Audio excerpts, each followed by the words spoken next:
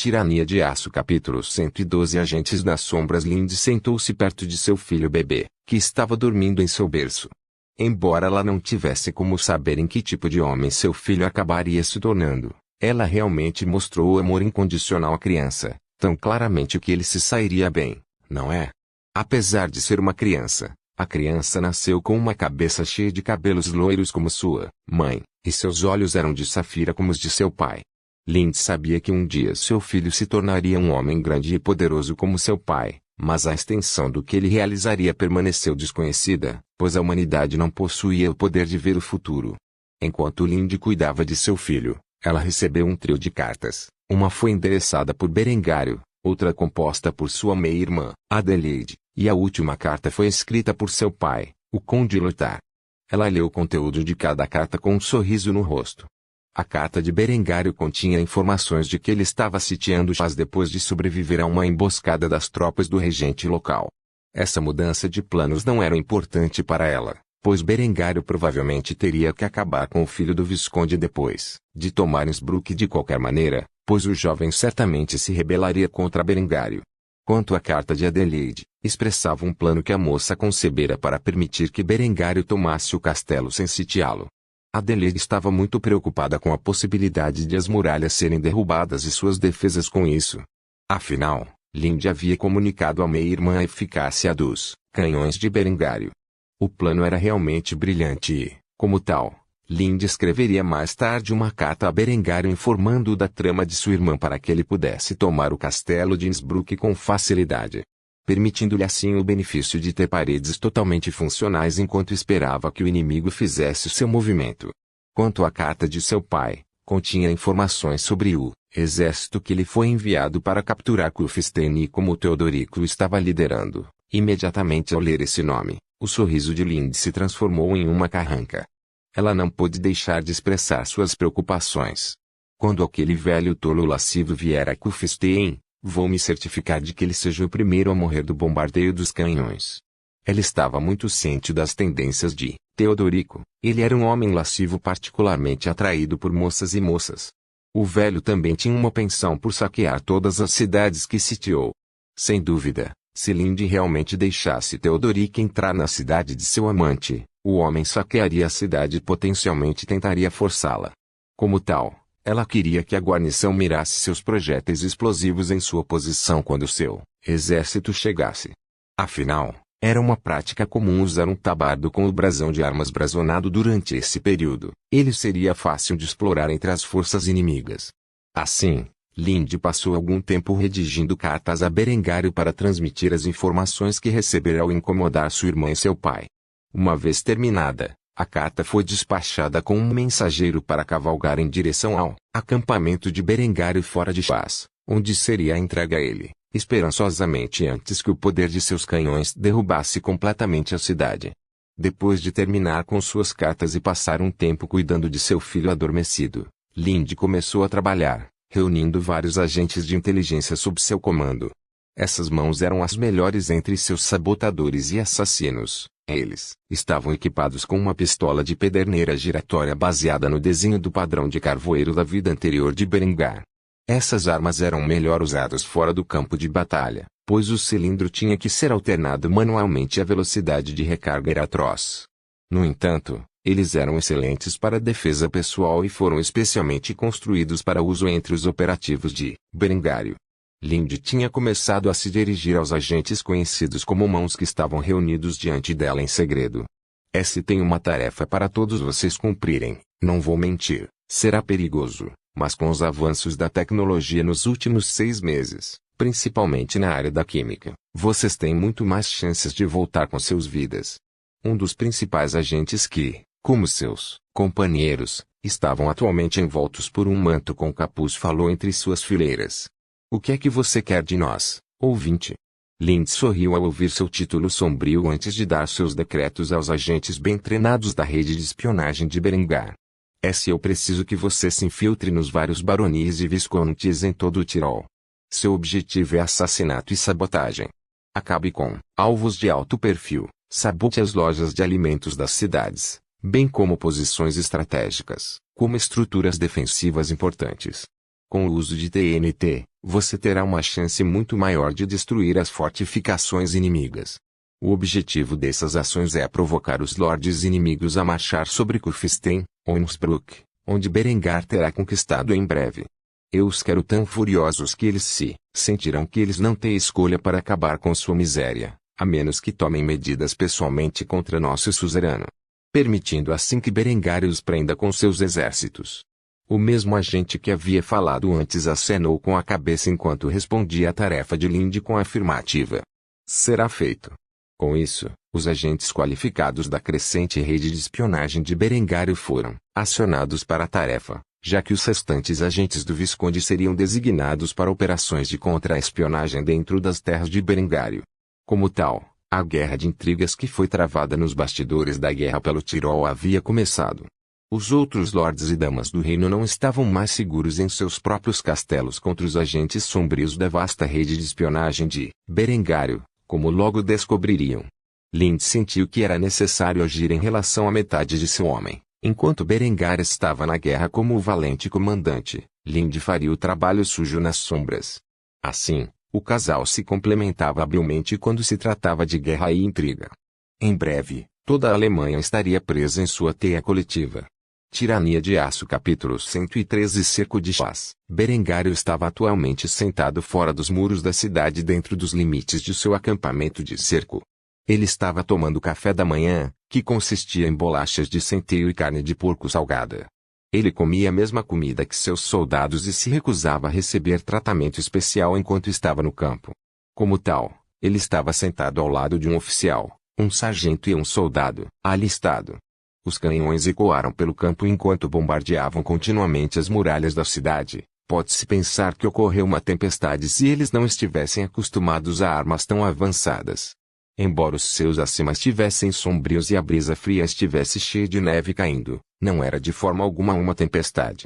A brisa fresca açoitava o rosto de Berengário, que era a única parte de sua pele que fazia contato direto com o ar. Ele estava coberto da cabeça aos pés com roupas grossas de lã forradas de pele, como o resto de suas tropas. Na verdade, o traje de exército de Berengário era muito menos espalhafatoso no inverno, com um conjunto de botas de inverno e luvas. Eles pareciam muito diferentes de seus equipamentos de campo que eram utilizados em condições mais favoráveis. Embora eles não parecessem tão requintados como normalmente seriam, eles eram mantidos aquecidos por suas roupas e, no final, a praticidade era muito mais importante do que a estética quando se tratava de equipamentos de um exército. Como tal, os homens comeram seus biscoitos e carne de porco sob a neve que caía enquanto as granadas explosivas continuavam a bombardear as grossas paredes de pedra da cidade. Já se haviam passado 3 dias desde que o cerco começara, e Berengário estava confiante de que as muralhas logo iriam desmoronar depois que todas as seções que eles bombardearam já estavam em um estado miserável. Justamente quando Berengário estava prestes a falar com seus soldados, ele ouviu o som de pedra caindo sobre si mesmo e os aplausos de seus homens. Vendo que o muro havia desmoronado, Berengário rapidamente vestiu seu gorro de haste e seu chapéu de penas antes de marchar para as linhas de frente, onde suas tropas rapidamente se reuniram. Finalmente, eles poderiam tomar a cidade. Quanto ao bombardeio do castelo, que ainda levaria alguns dias. Com a espada na mão, Berengar gritou para sua força enquanto corria para a parte quebrada da parede. Carregar! A esmagadora maioria dos soldados em seu acampamento correu para a parede quebrada com baionetas afixadas e espadas na mão enquanto resistiam ao fogo de mísseis vindo dos arqueiros e besteiros acima. Felizmente para eles, seus órgãos vitais estavam cobertos por uma armadura de chapa de aço endurecido, de modo que, enquanto não fossem atingidos no rosto, eles suportariam a chuva de flechas caindo sobre eles. As forças de Berengário chegaram rapidamente à frente da muralha onde formaram uma linha de tiro e fizeram chover balas de mosquete sobre os defensores que preenchiam as brechas. A poderosa muralha de lanças que a guarnição da cidade havia formado rapidamente desmoronou sob as balas de chumbo que perfuraram suas armaduras como se era inexistente, e os enviou para a vida após a morte. A linha defensiva desmoronou com uma única rajada e foi rapidamente atacada por um mar de baionetas e espadas. Aquelas tropas na retaguarda da formação de Berengário continuaram a disparar contra os defensores nas muralhas, cortando rapidamente o número de arqueiros que tentavam desesperadamente combater a maré negra e dourada que abria caminho através da brecha dentro da muralha da cidade. A muralha foi derrubada sob fogo concentrado do batalhão de artilharia de Berengário. Em 3 sessões, cada região estava passando por uma visão semelhante. Berengário tirou uma lança de seu caminho com a lâmina de sua espada antes de se lançar diretamente no cesto aberto do defensor da cidade, perfurando o olho do homem e, assim, seu crânio encerrando sua existência miserável. Ele estava liderando o ataque na brecha central dentro das defesas da cidade, lenta mas seguramente. Suas tropas estavam sobrecarregando a guarnição local. Ekar estava liderando um dos outros locais onde ele usou seu mosquete e baioneta para manobrar uma lança que foi empurrada em sua direção antes de perfurar a cota de malha do homem e gambezou com a longa baioneta, que foi moldada perfeitamente para passar pelas aberturas no malha de correio.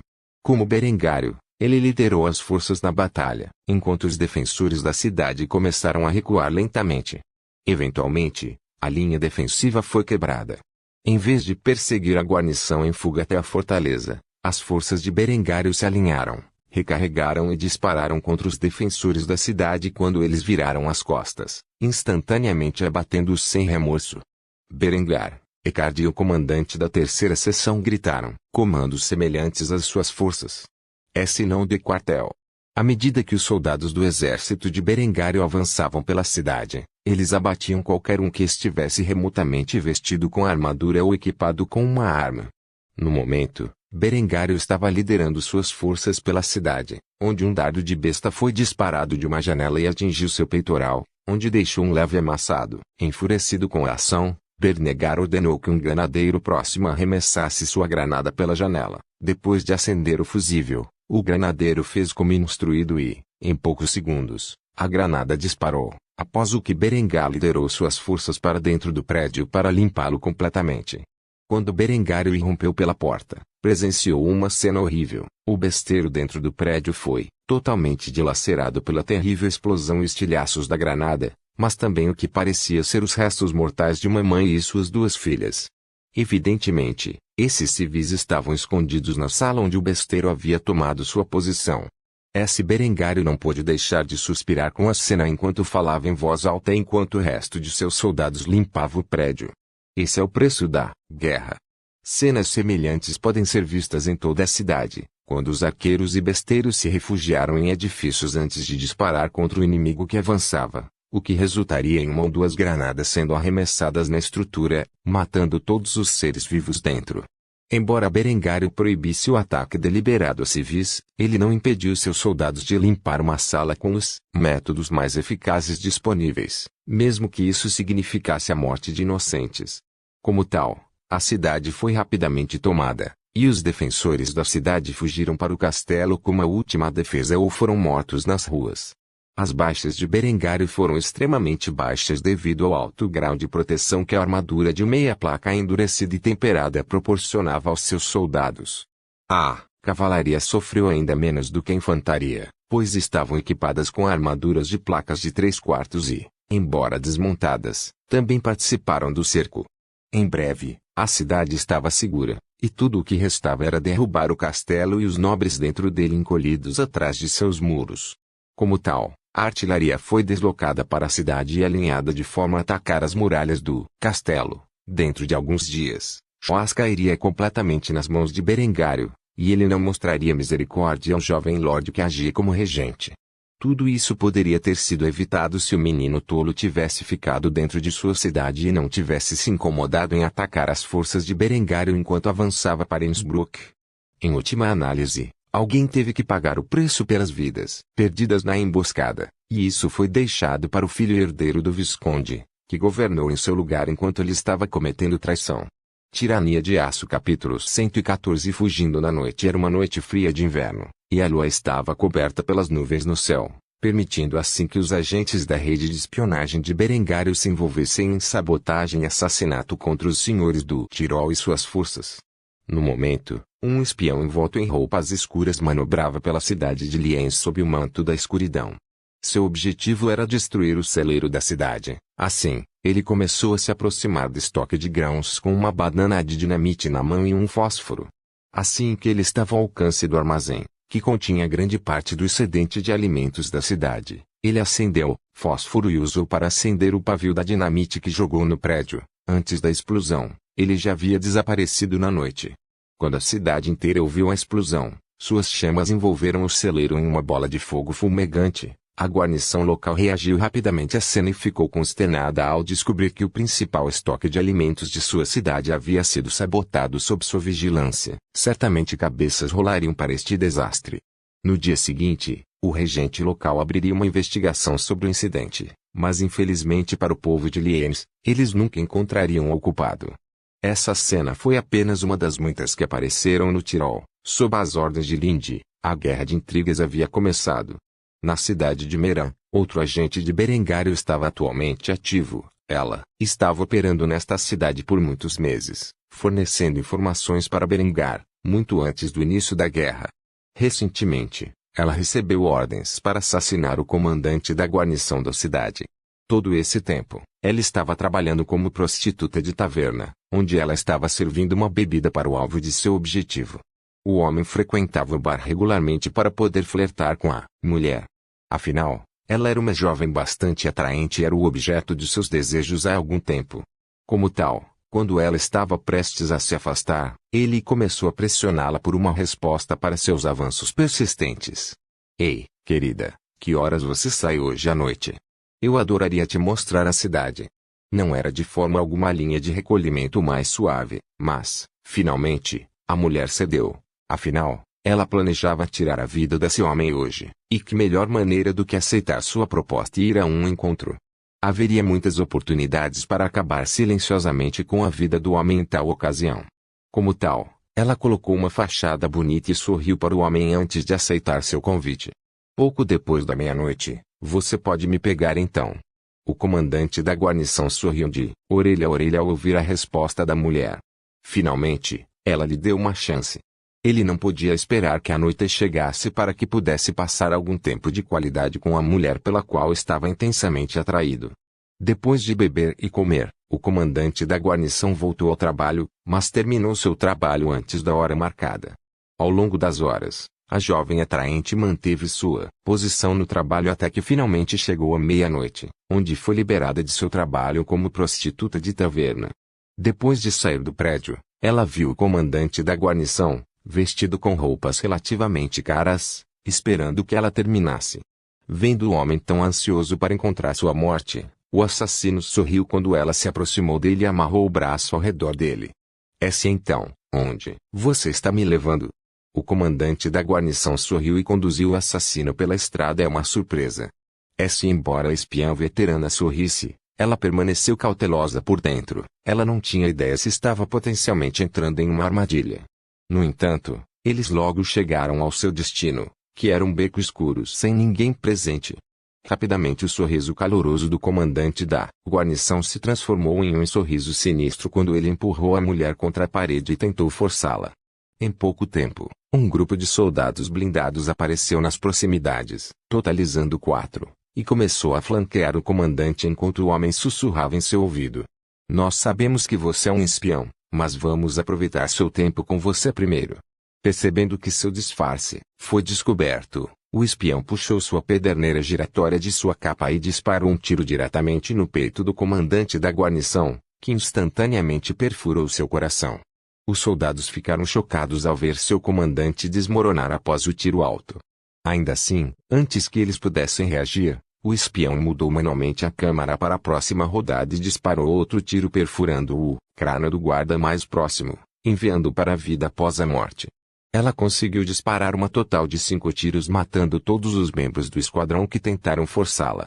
A espiã se moveu rapidamente, o som de tiros certamente atrairia a guarnição e, como tal, ela fugiu para seus aposentos, onde arrumou suas coisas e rapidamente abandonou a cidade antes que ela fosse fechada. Ela teve que escapar antes que os oficiais da cidade percebessem que eles haviam sido infiltrados. Depois de arrumar seu equipamento, a mulher desapareceu rapidamente da cidade de Meran, onde havia roubado um cavalo e fugido noite adentro. Em última análise, ela retornaria a Kufstein, onde seria substituída por outro membro da rede de espionagem de Berengário. No entanto, ela desferiu um golpe significativo nas defesas da cidade, pois tanto o comandante quanto o vice-comandante foram mortos naquele beco, deixando a cidade sem um comandante competente.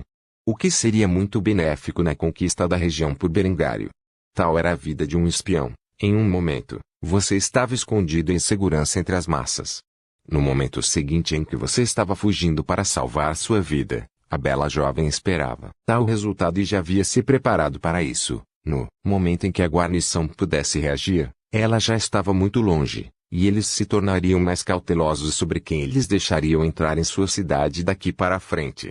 Não que tal acontecimento impedisse que a rede de Berengário se infiltrasse na cidade, no máximo, simplesmente tornava mais difícil fazê-lo. Tirania de Aço capítulo 115. Derrubando as muralhas do castelo, os canhões bombardearam continuamente as muralhas do castelo de Jaz nos últimos dias. Enquanto a rede de espionagem de Berengário estava ativa em seus atos de assassinato e sabotagem, o jovem visconde estava ocupado sitiando o objeto de sua vingança. Nenhuma vez o regente ou a família do visconde pediram a paz durante o bombardeio contínuo, não que Berengário aceitasse tais termos. Ainda assim, ele achou estranho que eles nem tivessem tentado entrar em contato com o exército sitiante. No entanto, os defensores não podiam fazer nada além de sentar e esperar que as muralhas caíssem, pois as forças de Berengário tinham alcance superior e, se tentassem enfiar a cabeça acima das muralhas, certamente seriam mortos a tiros. Tendo calculado o tempo que levaria para derrubar as muralhas, Berengário estava agora à frente de seu exército, que cercava o castelo, esperando o momento em que as muralhas desabarem em torno de seus inimigos. Assim como previsto, as grandes paredes de pedra caíram, espalhando poeira e detritos pelo ar. Felizmente Berengário e suas forças estavam longe o suficiente para serem afetados. Finalmente, após alguns dias de bombardeio, as muralhas do castelo caíram. Com ela, Berengário ordenou que suas tropas avançassem. Como tal, os exércitos de Berengário avançaram com os seus mosquetes carregados, e as baionetas afixadas, onde se desenrolou uma cena semelhante à que ocorreu alguns dias antes na Cidade de Baixo. Os mosqueteiros avançaram enquanto lançavam granadas na multidão de homens armados que guardavam as partes das muralhas do castelo que haviam caído. Depois que as granadas foram detonadas, as linhas de tiro abriram fogo contra os defensores, enviando balas de mosquete passando por suas armaduras e destruindo suas linhas de defesa. Foi somente depois que várias rajadas foram disparadas contra os defensores que as forças de Berengar atacaram os sobreviventes com suas baionetas e espadas. Berengário, é claro, estava mais uma vez à frente de suas tropas, liderando-as para a batalha com a espada erguida, esquivando-se e aparando habilmente os ataques das armas de haste e espadas que vinham em seu caminho. A única ameaça real à sua vida seriam as armas contundentes de uma mão em que alguns dos inimigos empunhavam como tal. Ele fez questão de ficar na ponta dos pés enquanto enfiava a longa lâmina de sua espada de cavalaria nas áreas vitais do corpo de seu oponente ou nas lacunas de sua armadura. Parece que os exércitos antes dele eram os mais bem equipados dos defensores da cidade e, como tal, muitos deles usavam bandeirinha ou brasão de placas. Assim, era necessária uma habilidade substancial para movimentar suas armas e ceifar suas vidas. O campo de batalha tornou-se uma bagunça caótica quando baionetas colidiram com lanças e tiros foram disparados acima das cabeças do corpo a corpo e nas muralhas cujas seções ainda mantinham arqueiros e besteiros que tentavam repelir os invasores.